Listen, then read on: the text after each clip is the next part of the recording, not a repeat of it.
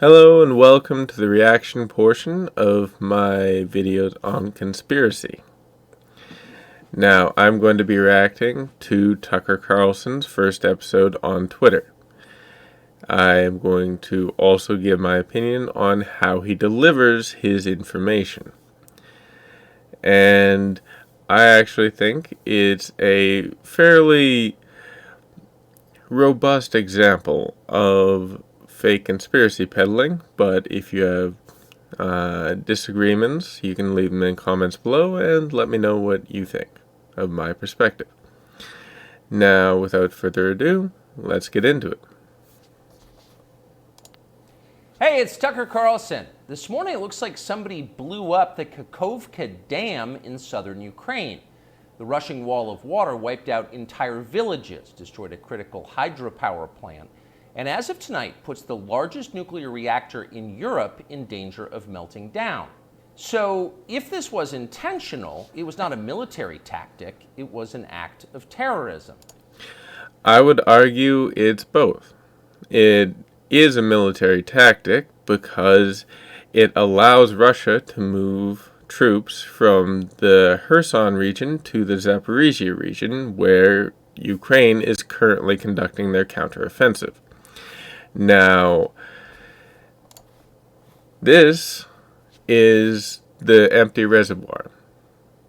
Before, you could use a pontoon bridge or a boat to try and get across it. It would be difficult and logistically challenging, but you can't make a pontoon bridge over this. And you can't use a boat anymore. And you can't drive trucks over it. And you can't drive tanks over it. And trying to get troops across it would be incredibly difficult if you've ever tried to, run across muddy ground, especially heavily soaked muddy ground. So, considering that, it does help Russia militarily, as it not only does this to the reservoir, which is now mostly empty, it does this to the side of the river that Ukrainians would probably try and land on if they were assaulting, which makes defense much easier. Because, if the enemy force is landing and they're having trouble moving or getting across or out of their boats, it's far easier to kill them. So this does have a military advantage to Russia, which is the defending side right now. And that is going to be important for context when he brings up his perspective. The question is, who did it? Well, let's see. The Kakhovka Dam was effectively Russian. It was built by the Russian government. It currently sits in Russian-controlled territory. The dam's reservoir... Okay, that is false. That is false because if you take this logic that the dam was Russian because the Soviet Union built the dam, then every road in Ukraine is Russian. Every house that the Soviet Union built is Russian. And that is a ridiculous logical argument. It doesn't follow. So it is a Ukrainian dam. It is Ukrainian infrastructure and it is Ukrainian civilians that were harmed. And if Ukraine is going to try and liberate the areas that those civilians are in, it does not help to kill and piss off those civilians. It would actively harm their ability to liberate said areas. Not only that, but what he misses is, or what he deliberately omits, is that it's between the Ukrainian-held territory and the Russian-held territory. And as I described before, it makes defense of the Russian-held territory much easier. Supplies water to Crimea, which has been, for the last 240 years, home of the Russian Black Sea Fleet.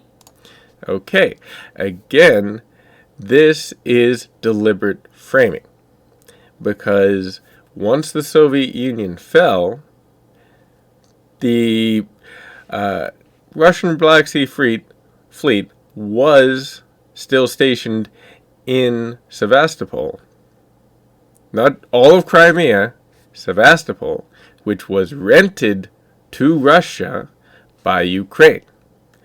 Okay, that is something he deliberately omits because he doesn't want to call Crimea Ukrainian territory. He doesn't want to state that, before 2014, Crimea was Ukrainian. And after that, after Russia's little green men went in and took Crimea by occupying it militarily, he wants to avoid that entire messy situation. That is why he makes the statement that the Russian Black Sea Fleet has been there for X amount of years, not who actually owned Crimea. That is an important distinction that he deliberately uses to mislead you. And I say deliberately because, as we'll find out, he uses incredibly unique framing devices for specific things. Now, he also mentioned that Crimea gets its fresh water from the Nova Kakhovka reservoir that the dam helps supply.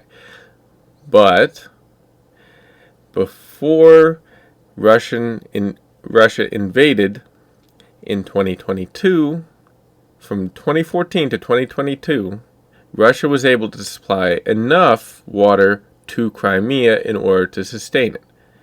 Now, that's not a long-term solution, which is why Russia wanted that territory, but it's a temporary solution that can allow them to, say, blow up the dam and create a difficult barrier in the Kherson region so that they can move troops from the Kherson region to Zaporizhia so that they don't lose all that territory. Now, again, that is a temporary military utility tactic, but it is something that I would argue is less of a leap than just saying the Ukrainians blew up the dam to harm Ukrainian civilians as a terroristic act against Russia on Ukrainian territory. That to me, that second explanation requires much more of a logical leap in terms of Occam's razor. But that's not where it ends. But I'll be right back. Sorry about that. Now, where was I? That second option takes much more of a logical leap, especially considering Russia has been the one using terroristic tactics. They destroyed Ukraine's energy grid to try and freeze the Ukrainian civilians.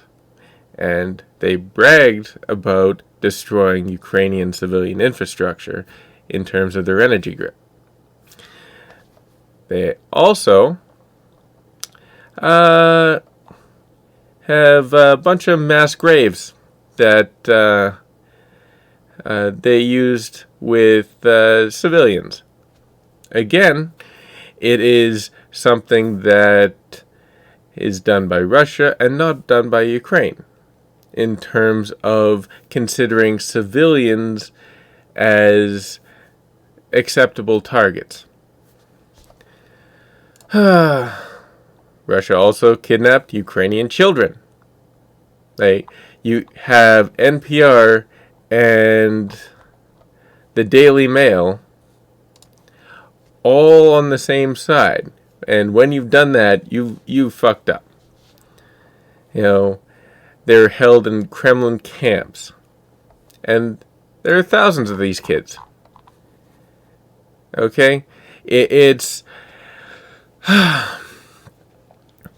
something that Russia has a warrant from the ICC out for. Now, that doesn't have very much of an impact since Russia isn't in the ICC, but it is acknowledged by the vast majority of the international community, and what Russia actually has done in Ukraine is a war crime.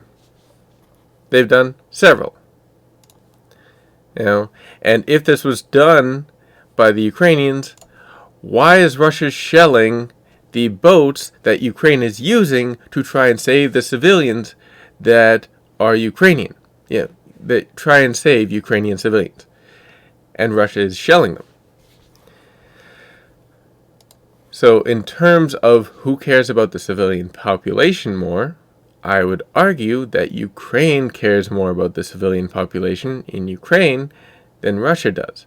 So Occam's razor would suggest that the side that, has a military advantage to do so, that cares less about the civilian population, that has engaged in war crimes before, and that has attacked civilian infrastructure before, is probably the side that blew up the dam. And that side is the Russian side. Blowing up the dam may be bad for Ukraine, but it hurts Russia more. And for precisely that reason, the Ukrainian government has considered destroying it. In December, the Washington Post quoted a Ukrainian general saying his men had fired American-made rockets at the dam's floodgate as a test strike. Okay, now I'm going to go through this entire video. Okay? And I'm not going to edit this video down. You can tell where we started, where we are, and what I'm explaining about it. Okay? Now, he stated that it is something that hurts Russia more if the dam's destroyed. The only evidence he provides for this is a partial quote from a Ukrainian general in a different context. So this is in terms of what the dam caused. Okay, hundreds of thousands of people without drinking water, that there's a huge humanitarian crisis, and why would Tucker Carlson state that the government had considered blowing up the Kakhovka Dam? And that's because there was a general back from December 2022. This is, when Ukraine pushed Russia out of Kherson City. Okay? So Ukraine was advancing in that direction. And the river at that time, when Ukraine didn't control it, separated the 25,000 Russian troops from supplies. Okay? And the Russian was feeding its forces via the river crossings. So the dams were targeted by U.S.-supplied HIMARS launchers. And the HIMARS launchers were used as a test strike on one of the floodgates, making 3 holes in the metal to see if the Dnieper's water could be raised enough to stymie Russian crossings, but not flood nearby villages. Okay?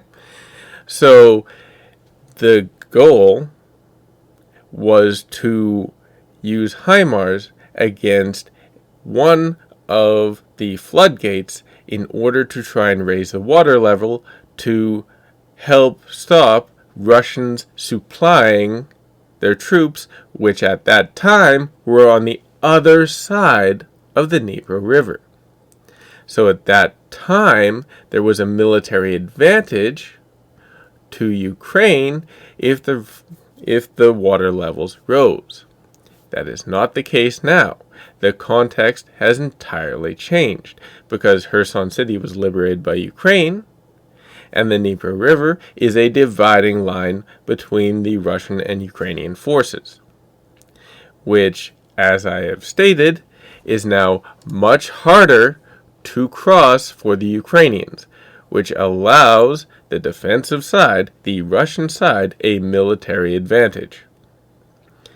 So again, this is a misquote by someone who claims to represent free speech in order to try and frame the situation specifically to the advantage of Russia. And as I will get to later, Russia's not exactly a bastion for free speech over there, the side that he's defending.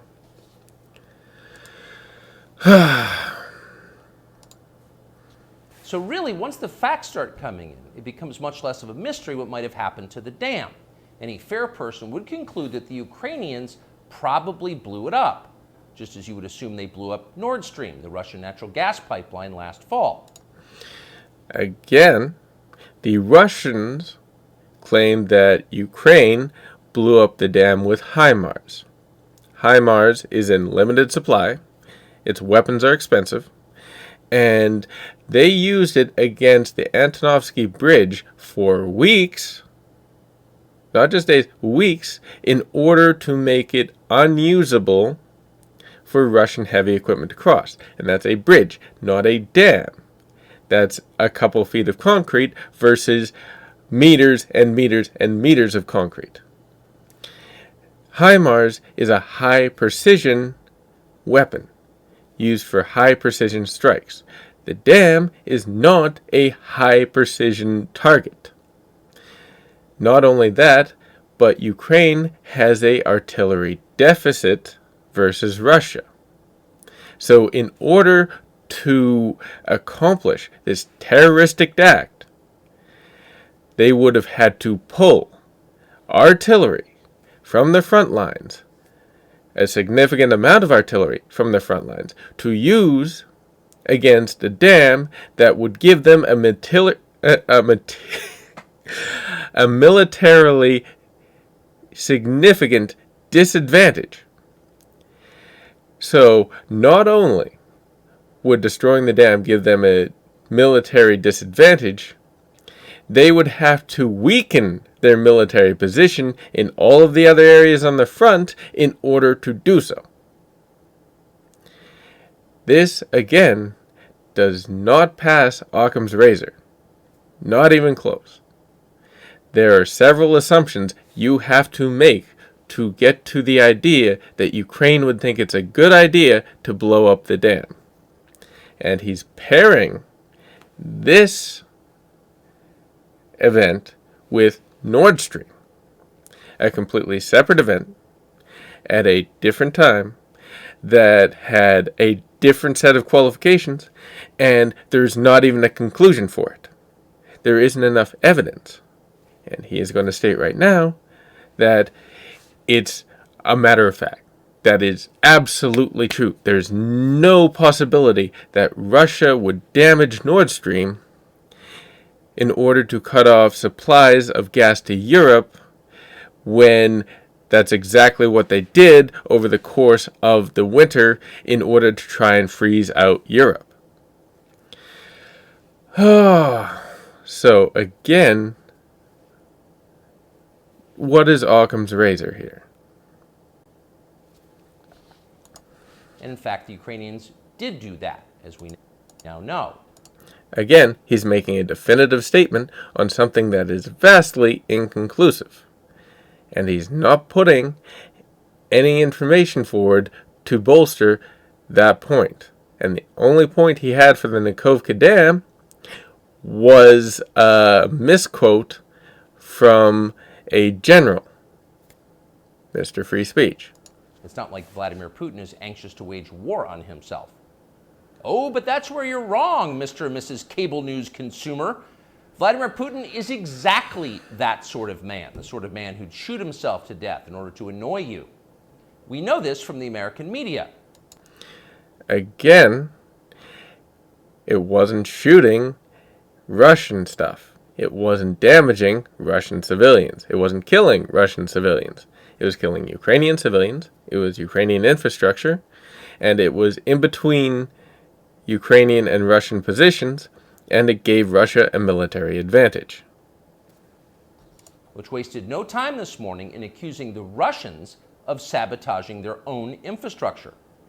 Bill Kristol, the man who once told us that Saddam Hussein was responsible for 9/11, immediately denounced Putin as a war criminal and even more savagely compared him to Donald Trump. Again, you know who else has called Putin a war criminal? A lot of people. Let's see. Ron DeSantis has called Vladimir Putin a war criminal. Again, him pulling out one person who is someone who you shouldn't really trust, but who is likewise not the only person saying things. Again, he's attacking the individual as opposed to contending with what the individual said. Which, Occam's razor, is that Putin, or the Russian military rather, was the organization that is most likely to have blown up the dam. There is a reason for that. Okay, as I illustrated earlier, there are several reasons for that. The rest of the pundit class made similar, clearly coordinated noises.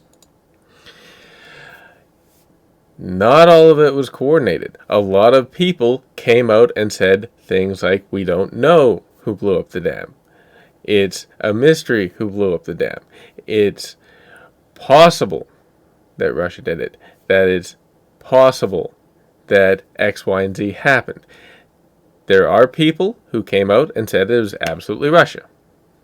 And the Russians and the Russian bots came out and said it was absolutely Ukraine. But who I personally choose to believe is the side that has the most evidence and makes the most sense based on the evidence that I have.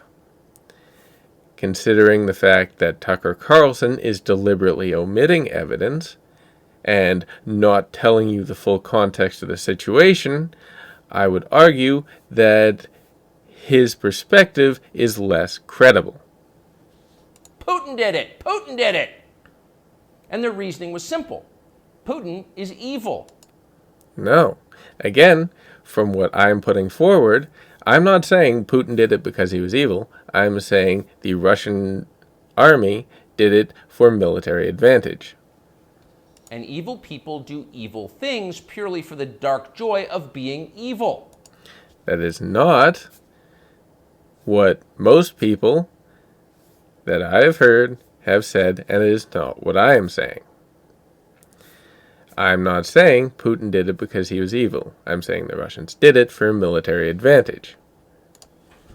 In this specific case, Putin attacked himself, which is the most evil thing you can do, and therefore perfectly in character for a man that evil. No one has made that argument. No one said Putin attacked himself. Not that I know of anyway. And no one has said that the most evil thing you can do is to attack yourself. And this is a straw man, basically. That was their explanation. No, it wasn't. And one, he's painting everyone's explanation under the same brush.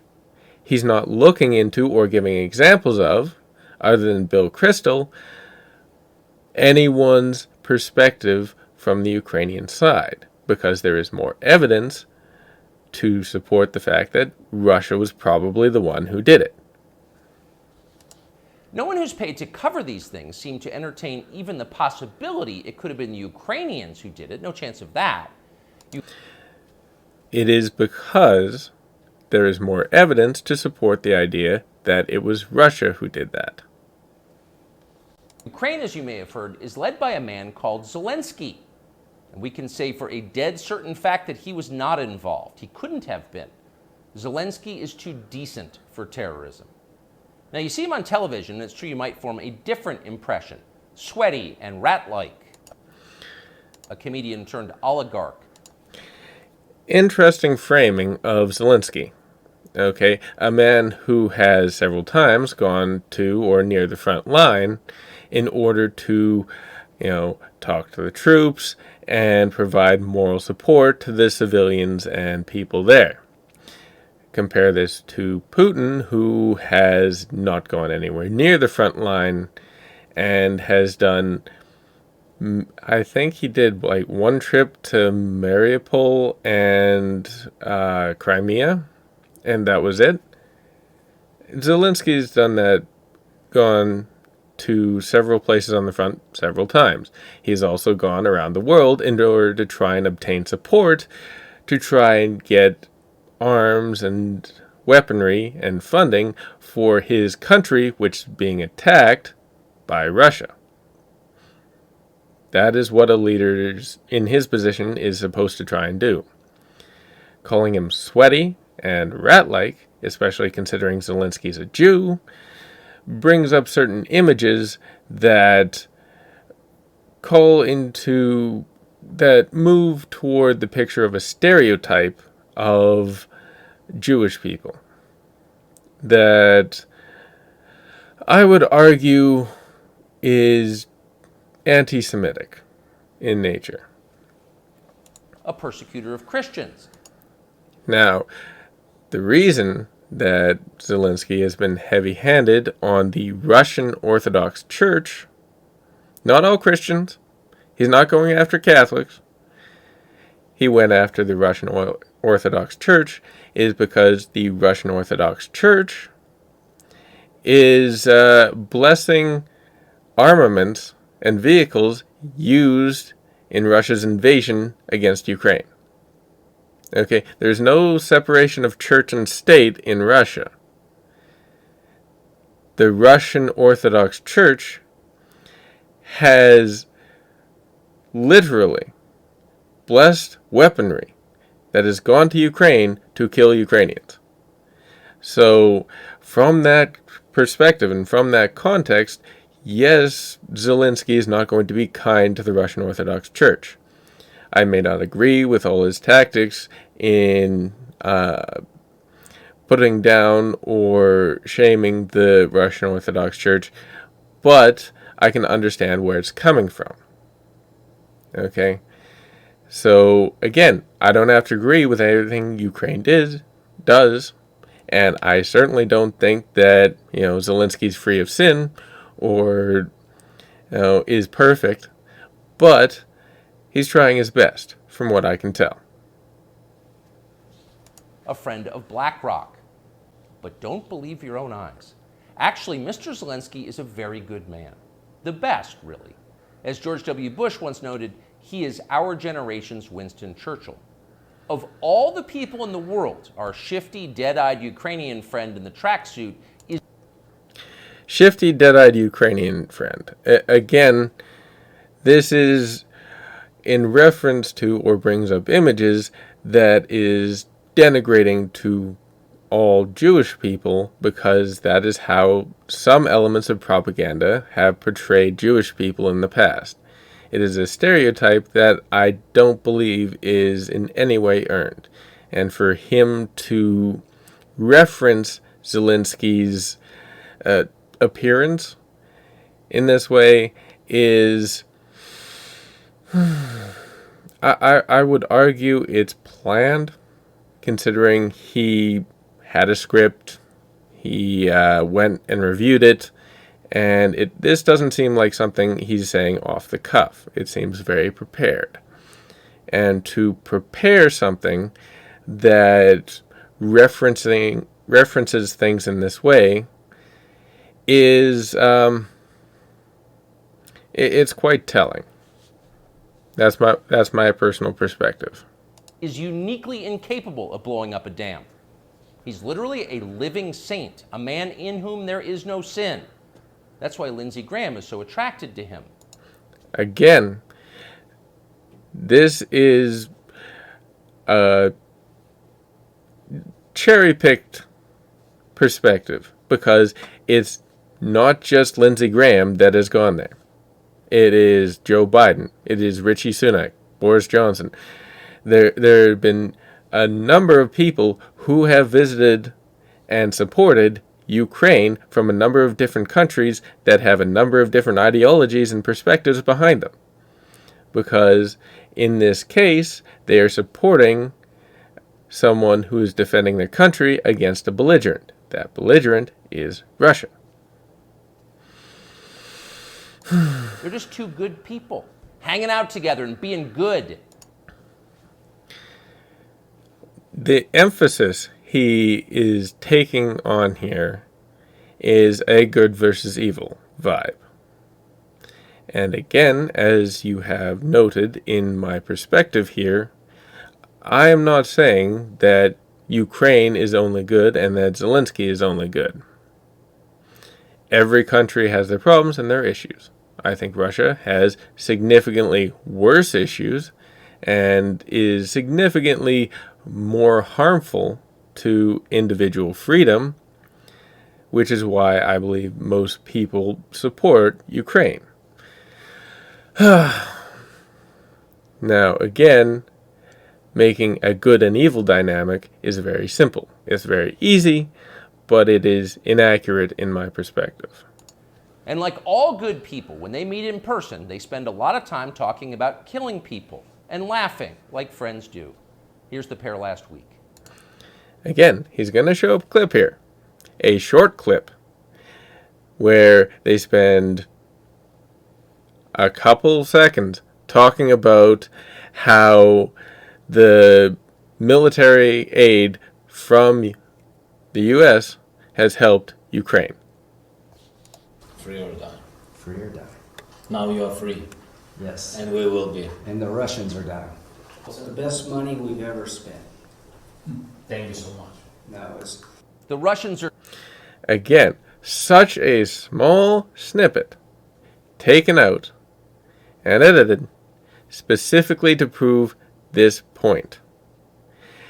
This is not the entire context of the clip, and English is a second language for Zelensky, but again, this is a deliberate framing device used by Tucker here to try and say that the only thing that Zelensky and administrators from the U.S. talk about is killing Russians. dying. It's the best money we've ever spent, Graham says. A smile spreads across his thin, quivering lips as he forms the words. He looks like a starving man contemplating a breakfast buffet. The aroma of death has aroused Lindsey Graham. Thanks so much, replies Zelensky. He feels the same way. See, there's nothing dark here. Just two middle-aged guys celebrating the killing of a population. They don't seem like the... Interesting that he calls the Russian invading army a population. Now, Tucker Carlson has referred to immigrants who don't have weapons as an invading army. He is currently referencing an invading army as a population. There's a distinct framing device being used here, and it is framing an armed group of individuals from Russia coming in and killing Ukrainian people and calling that a population. This is wildly inaccurate. Okay? When they talk about the Russians in those terms, they're talking about the Russian military, the Russian forces that are coming in and have taken parts of Ukrainian territory. This is wildly disingenuous. The kind of people who'd enjoy flooding villages or starting a famine. And in any case, Again, the famine affects Ukrainian civilians. Okay? The starving, the flooding of areas affects primarily Ukrainian civilians. Now, the Ukrainian civilian population that is, not armed in those areas is the people being harmed. And again, this is a problem for Ukraine, because if they're trying to liberate said areas, having angry, flooded, desperate people that take away resources from your military efforts is not a good idea, not a good thing to have. who cares if they are? It's really not your business. Your job is to support Ukraine. Watch Nikki Haley, a Republican candidate for president, explain this principle on CNN. A win for Ukraine is a win for all of us. And for them to sit there and say that this is a territorial dispute, that's just not the case. To say that we should stay neutral, it is in the best interest of America. It's in the best interest of our national security for Ukraine to win. We have to see this through. We have to finish it. See? It's very easy to understand. It is vitally important for you to support Ukraine because it's necessary for Ukraine to be supported by you. No, that's not what she said. She stated specifically, let's go back and watch that again.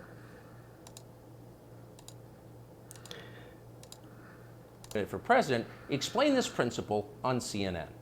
A win for Ukraine is a win for all of us. And for them to sit there and say that this is a territorial dispute, that's just not the case. To say that we should stay neutral, it is... Okay, she is stating that people have called it a territorial dispute. It is not. And that is self-evident, that it is not a territorial dispute. It is an invading army that has come in and deliberately tried to take Ukrainian land.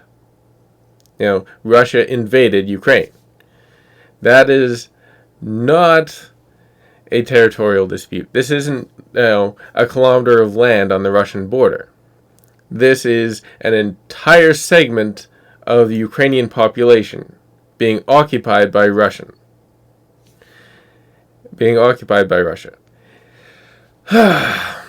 It is in the best interest of America. It's in the best interest of our national security. It's in the best interest of our national security.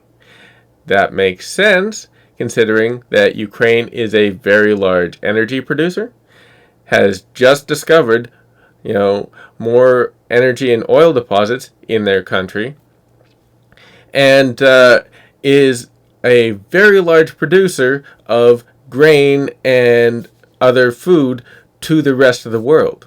You've heard of, the Ukrainian grain shipments, right? That was necessary to have so that, other countries could get food from Ukraine.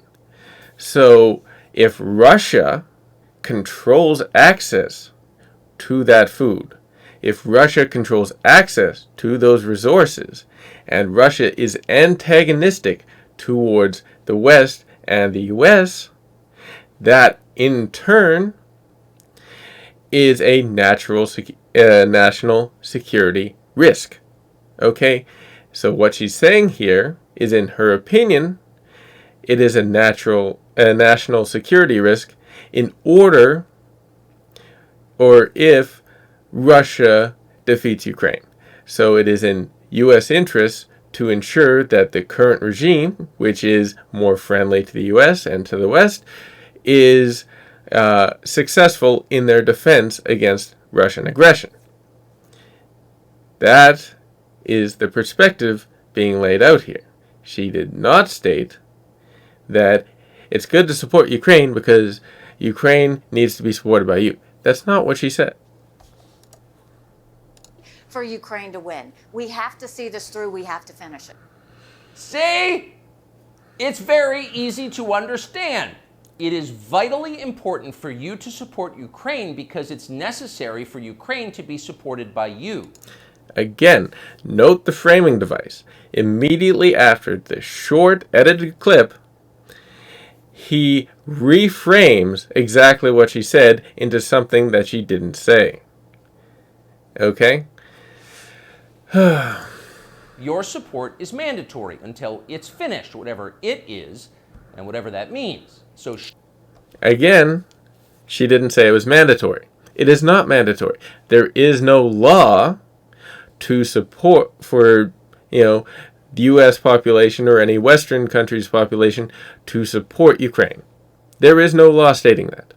There is a law in Russia stating that you have to support the Russian invasion, I believe.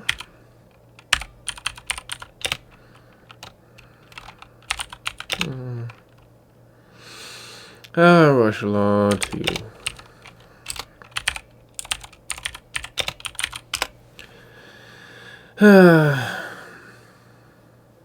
Do. New war. Mandatory militaries. New war law in Russia. Yeah, the Russian 2022 laws establishing war censorship and prohibiting anti-war sentiments and calls for sanctions against a group of federal laws by the federal government during the Russian invasion of Ukraine. Okay, so this is the free speech guy supporting Russia, which has censorship laws around supporting their invasion of Ukraine, while he is stating that in the West, it's mandatory when it's not. shut up and support Ukraine or else you're in trouble. You're in trouble? Who says you're in trouble? Who has said you're in trouble if you don't support Ukraine? Certainly not Tucker Carlson. He's not in trouble. Elon Musk isn't in trouble. None of these people are in trouble. It is criticism that we are leveling against Tucker Carlson in this particular instance because his framing device is incredibly flawed and the information is curtailed in such a way that builds a narrative. Back when they still taught logic, statements like this were known as tautologies. Something is true because it is. The more you repeat it, the truer it becomes. It's a self-reinforcing reality. Again, that is not what is happening. And I have explained throughout the course of this video that it is evident, based on the amount of evidence that I have referenced, which is significantly more than Tucker has referenced, and I have shown you in a full video. I have not edited Tucker him here. I have gone through his entire video so far, and I have explained why I think his position is inaccurate, and his framing device is deliberately curtailed in order to try and get you to believe the opposite. There was a time when tautologies were considered illegitimate arguments, not to mention hilariously stupid. Only dumb people talk like that. Now everybody in power talks like that. No, not everybody in power talks like that. Some people do. But again, he is in a position of power here. He is boosted by Elon Musk on Twitter, and he is not being silenced in any way, shape, or form. He has a large audience and a large reach. Diversity is our strength. Trans women are women. Zelensky is Churchill. Again, okay, this is something I missed in my other video, but bundling one, conspiracy with a bunch of other conspiracies makes it seem like they're all related, which is hilarious. The idea that the conspiracy would cover trans women and Zelensky blowing up a dam, which he didn't blow up, but, he's supposed to have blown up for what reasons, These things all painted together under one banner is absolutely ridiculous. But it gets you to think that, these conspiracies are all related, when they're not, and he's not providing any evidence for that. He's not making a through line. He is merely stating them side by side. It's all self-evidently true. Doesn't need an explanation, and don't ask questions. Is that familiar? Of course it does. I'm asking questions. He can ask as many questions as he wants. But he's not asking questions here. He's making definitive statements on things that he provides little to no evidence for. It's the pap they're serving us day after day in steaming, lumpy portions. By this point, it's possible that American citizens are the least informed people in the world. Again, a definitive statement. What evidence does he provide for this? Your average yak herder in Tajikistan knows who blew up the Nord Stream pipeline. Again, the average yak herder in Tajikistan probably doesn't know what Nord Stream is. But he states this as definitively true. It's supposed to be intuitive. It's supposed to get you to disregard anything else, any other information, because you just know it. You can't look at any evidence. You don't have to look at any evidence. You don't have to look at, anything else. You don't have to listen to anyone else. Everyone else is lying except for him. This is, again, a tactic when used to peddle fake conspiracies. Don't listen to anyone else, only me. I'm the only one telling you the truth. Personally, I suggest you go out, listen to as much evidence as you want. Look at as much evidence as you want. But remember Occam's razor, okay? Try and parse out what you think is true based on the amount of evidence and what evidence you see. Okay? It's obvious. Does he think some skinny dude in a dress is actually a girl? Come on. That idea would never occur to him. You've got to be lied to at full volume over a period of years in order to reach conclusions like that. Again, he's comparing completely different things. There's been no full volume from the Ukrainian dam that was blown up. Okay? There have been a large portion of people that consider Russia to be the most likely culprit. And every Russian bot has come out and said, no, it was Ukraine. And they did it with artillery.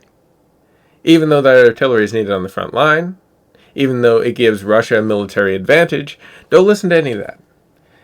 It's Ukraine that was the one who did it because of a partial quote of a general that was taken in a different context months ago. And of course, we have been. The media lie. They do. Yes, the media lies. But I don't just look at, mainstream media sources. I don't just watch Tucker Carlson. Okay? I look at a vast array of information and come to the conclusion based on the information I gather. There is a lot of different perspectives out there that are able to be, independently disseminated. And I'm one of those opinionated people. You can disagree with me all you want. If you disagree with me, let me know. Put it in the comments. But again, I am providing far more information and far more evidence from my perspective than Tucker Carlson is here. But mostly they just ignore the stories that matter. What's happened to the hundreds of billions of US dollars we've sent to Ukraine? No clue. Again, there is a clue, because it's not the hundreds of billions of dollars sent to Ukraine. That's not money that's sent to Ukraine. What that is monetarily valued equipment being sent to Ukraine. Let's say you have a warehouse, okay? You've already paid for and built all the things in your warehouse. All the equipment there. And let's say someone a friend, needs that equipment urgently. So you go and take some equipment and refurbish it and give it to them. How much money did you send to them? None. You took X amount of money's worth of equipment, X amount of money was used to refurbish it, and then sent it to your friend. That is not tossing money at them. That is taking money or taking value in terms of equipment, refurbishing it, and sending it to your friend. Okay, there is a vast, vast difference there. And this is something that Tucker Carlson doesn't bring up, doesn't denote. Okay, there can be different evaluations for what that equipment is worth. Is it worth, the amount that it is in storage? Is it worth the amount it was originally used to build it? Is it worth, what it costs to refurbish it and send it? Is it worth what it costs to replace it with something brand new, built in today's dollars? There's a lot of different ways you can evaluate how much that is worth. And that is why there are several different estimates as to what, how much money's worth of equipment went to Ukraine. And that is something, again, Tucker Carlson doesn't bring up. Who organized those BLM riots 3 years ago? No one's gotten to the bottom of that. The BLM riots didn't accomplish anything. Why would anyone organize mass protests across an entire continent and have it accomplish absolutely fucking nothing?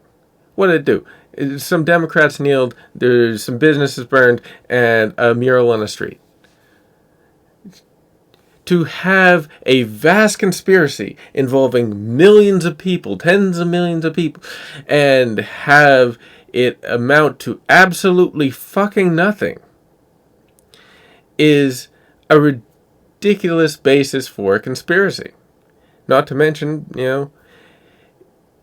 you could say the same thing about the massive anti-war protests right before the American invasion of Iraq. Biggest anti-war protest the world has ever seen. Accomplished absolutely nothing. Was it all orchestrated by some nebulous, backroom people across the world? If so, why? And what did it accomplish? Absolutely fucking nothing. So again, when someone brings up, that must be a conspiracy to do X, well, what is X? And who would be involved? How many people would be involved in that? How would they talk to each other and communicate clandestinely? And, what's their end goal? And why do they have all the same, motives and reasons for, keeping everything quiet and operating the way they do for that specific reason? There's so many assumptions that have to be taken into account to make a conspiracy work. And the more leaps in logic, the more assumptions you have to make, the less likely it's actually conspiracy. And the more likely it's just shadows or coincidence. These things if you have a conspiracy in mind, try to think of the least amount of assumptions you need to make for that conspiracy to actually function and work. Okay? Is it still probable? What exactly happened on 9/11? Well, it's still classified. Again, this is bundling conspiracies together. You know, there was a bunch of Saudi people that ran into the buildings. Yes, the U.S. overclassifies shit, but even if it came out now about, there was a vast conspiracy on 9/11, what would it change? What would it actually affect? Would there be any material impact? Again, how did Jeffrey Epstein make all that money? How did he die? How about JFK? And so endlessly on. Again, bundling more and more conspiracies all together. For them to all have the same people behind them, they'd have to be over 100 years old, in power, have all the same goals, and do all keep everything quiet in order to do what? It's fun to think about conspiracies because conspiracies are interesting. Well, what if people, orchestrated this to happen? Okay, why? It's a good premise for a movie, but it doesn't make logical sense in reality. Not only are the media not interested in any of this, they are actively hostile to anybody who is. Not necessarily actively hostile, most of them just ignored, as he's going to demonstrate. In journalism, curiosity is the gravest crime. Yesterday, for example, a former Air Force officer who worked for years in military intelligence came forward as a whistleblower to reveal that the U.S. government has physical evidence of crashed non-human-made aircraft, as well as the bodies of the pilots who flew those aircraft. Okay, now let's think about this.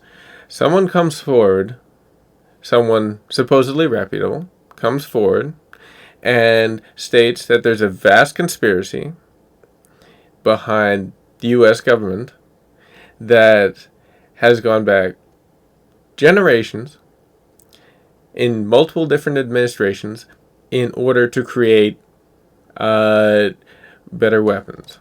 Let's go through the full conspiracy here. Decades studying these otherworldly remains in order to build more technologically advanced weapon systems. Okay.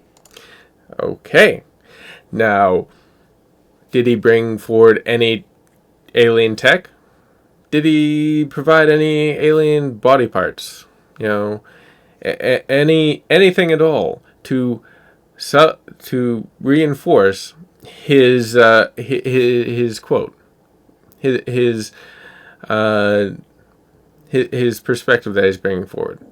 Is there any physical evidence that he's providing in order to, bolster his claim here? Tucker Carlson doesn't mention it. That's what the former intel officer revealed, and it was clear he was telling the truth. Again, making a definitive statement saying, of course it's the truth. What evidence did he provide to come to that conclusion? There's a large leap between someone coming out and saying this is happening, especially if it's fantastical. If this has been happening and this is a bombshell if it's true, but where's the evidence? Anyone can say anything. In other words, UFOs are actually real, and apparently so is extraterrestrial life. Now we know. Again, making a definitive statement based off a quote from someone who, he didn't even provide the quote. He's just saying that, some Air Force guy came forward and stated that there are UFOs, so now we know it's true. There's a lot of assumptions that need to be made in order for that to be true. So if you want to take away those assumptions, please provide some, physical evidence, hard copy, something, anything other than this person said something. In a normal country, this news would qualify as a bombshell, the story of the millennium. But if it was true. Now, he's stating it as true, as a tautology. Yeah, of course it's true. Where's the evidence? Our country, it doesn't. The whistleblower's account ran on a technology website called The Debrief, which you've probably never heard of. The Washington Post had that story, but decided not to run it. Okay. You're in charge of a newspaper. So some editor comes in and says, hey, some retired Air Force guy came out and said there are UFOs. Okay. He provided this quote. Okay. Did he provide any information? Any evidence? Anything to support his claim? No? Why run it? Hey, there's a million different people who have come forward and said their UFOs exist, and there's no hard evidence. The New York Times, meanwhile, just pretended it never happened. On the front page of the New York Times website this morning, there were 5 stories about Ukraine, as well as 4 stories apiece about Donald Trump, trans people, and climate change, the usual lineup. There was nothing. Okay. Major developments in war abroad that a lot of people are interested in, and cultural, social, and political issues that people are interested in the United States. Just nothing about a UFO that has no evidence supporting it is going to be newsworthy because, well, UFOs exist. You have any evidence? No. Okay, what makes this different than the other people who've come forward and said that UFOs exist? Nothing. So, why publish it? Nothing at all about how an alien species is flying hypersonic aircraft over our cities. Okay, again, if an alien species is doing that, if they're breaking the sound barrier without, any sound, or if they've lost, one of their spacecraft, that would probably be, something they'd want to get back, especially if, it's been lost on a planet that has a, from their perspective, a primitive race of people. They'd probably want to get that equipment back and their people back. Like, think about how the U.S. would act if a couple of pilots were, killed in China, and the Chinese government was, doing studies on the plane and the people. The U.S. would probably say, hey, those are our people. We want them back. We have families here that want closure. We have, people that would like to see them buried. Something, anything. Why would an alien race say, oh, yeah, we lost Jim and Bob down there, and they lost one of our craft that has technology that is far beyond the current technological advances of the species on that planet. Yeah, we'll just leave it. Why? There are so many different assumptions, again, that you would have to make in order to understand that this story comes with a lot of assumptions and there's no evidence other than a quote for it. Not one word. So if you're wondering why... Yeah, not one word. Because they're talking about things that there's evidence for and not things that there's no evidence for. Why our country seems so dysfunctional, this is a big part of the reason. Nobody knows what's happening.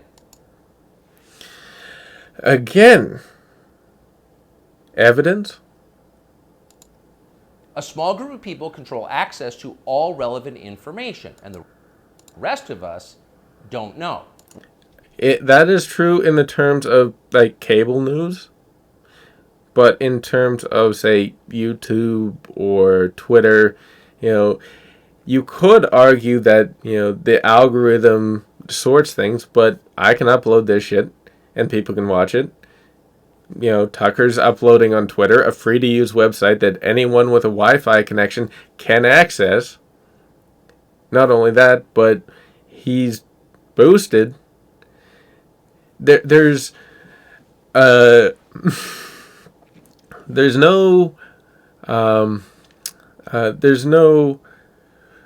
real amount of significant censorship in terms of what he's talking about here. We're allowed to yap all we want about racism, but go ahead and talk about something that really matters. Like a UFO story about that whose evidence is a quote. And see what happens. If you keep it up, they'll make you be quiet. Who's making you be quiet, Tucker? You're boosted on Twitter. No one's making you be quiet. Trust us. That's how they maintain control. When Western tourists first started traveling in large numbers to the he's going to compare this to the Soviet Union. In the early 1970s, they found that many Russians had a completely warped understanding of the United States. They thought that Americans lived in grinding poverty, in a state of perpetual race war, and were desperate to flee to the freedom and prosperity of the Eastern Bloc. Because in the Soviet Union, the only information that was allowed was, state propaganda. Now, there is state propaganda in the States, but it's not the only information that's allowed. Tucker Carlson's not being arrested here. I'm not going to be arrested here. Elon Musk isn't going to be arrested here. There's no arresting of these people who have different opinions. In Russia, there is. I showed you earlier. There's a law in Russia, with censorship. You're not allowed to speak out against the war. You're not allowed to defame the the Russian military. You're not allowed to not support. I think there have been mass arrests in Russia where people have been arrested for protesting, and then some of those people have been sent to the front lines. Have been forced to the front lines. There's been conscription in Russia, which is non-voluntary, taking of people and putting them into the army. To my estimate, the U.S. doesn't do that. It's an all-volunteer force. Again, the vast differences in terms of comparison here are utterly ridiculous. They thought this because that's what they had been told. They had no way to know otherwise. The few Russians who understood what was really going on in the rest of the world had learned about it from listening to shortwave radio broadcasts, sometimes under the covers so the neighbors wouldn't hear. Yes, because they would be arrested if they were. No one's arresting people who listen to Tucker on Twitter. Nobody. 50 years later, it is bewildering to consider the ironies here. We're the ones who live in ignorance now. The U.S. government has managed to classify more than 1 billion so-called public documents. Again, yes, overclassification exists in the States. It's far worse in Russia. Okay? The U.S. has a lot of freedom of speech and a lot of freedom to say and disseminate whatever opinion you fucking want. Tucker Carlson right now is a perfect example, without fear of being arrested.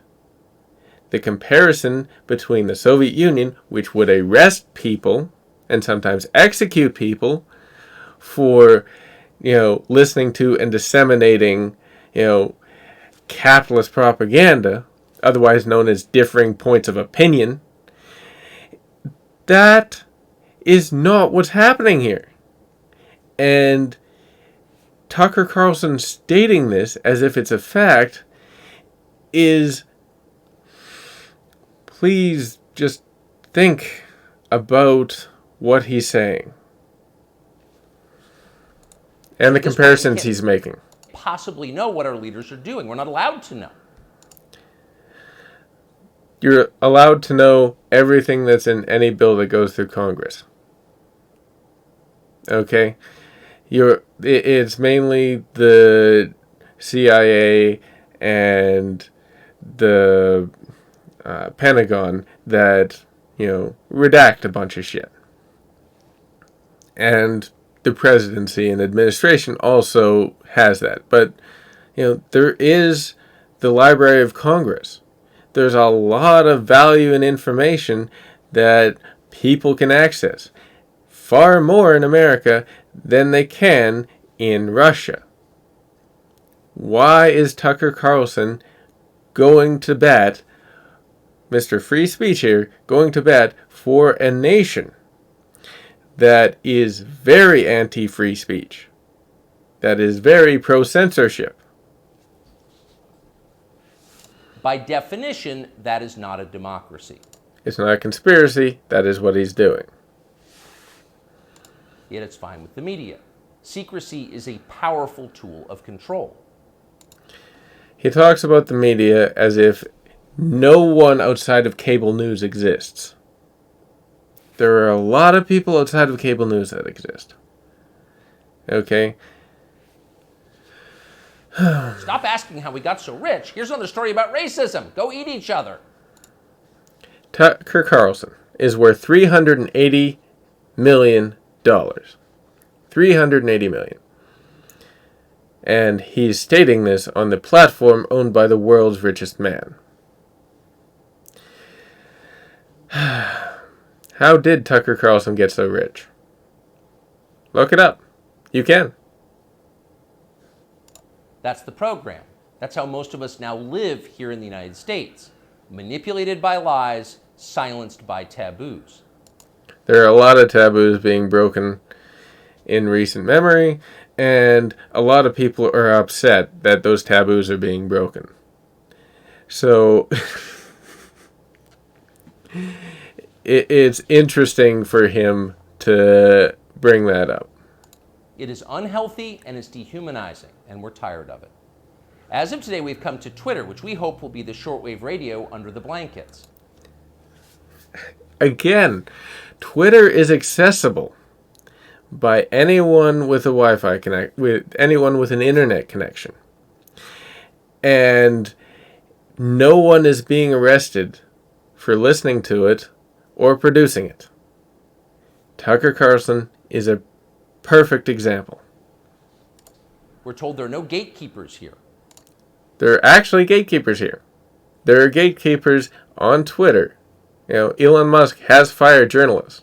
Or has banned journalists, I should say. He's fired a bunch of his staff. And, there are gatekeepers on every single platform. Okay? Every single social media platform makes money with advertisers. I should say every single. There are most media companies, most social media companies make money with advertising. The way advertising works is you have an ad next to content that people like. Okay? And it's usually curated to the type of people who, watch that sort of media company or who are active on that sort of media company. So, every TOS or every media company has a TOS. Okay, a terms of service. This limits what can be said and what can be done on the site. And that is gatekeeping. Okay? And every site has it for that specific reason. If that turns out to be false, we'll leave. Tucker knows that there is a TOS on Twitter. But in the meantime, we are grateful to be here. We'll be back with much more very soon. I hear people say the news is full of lies.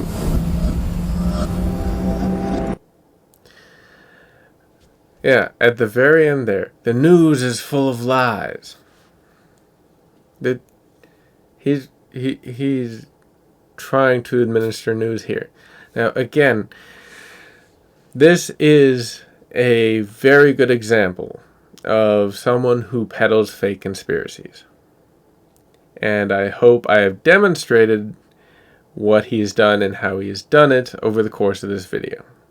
You know, if you agree, if you disagree, if you want, more or different content, let me know in the comments down below. If you want to support my channel, if you want to see more content more often, then please donate to the Patreon. It's linked down below as well. But anyway, until next time, ciao to y'all.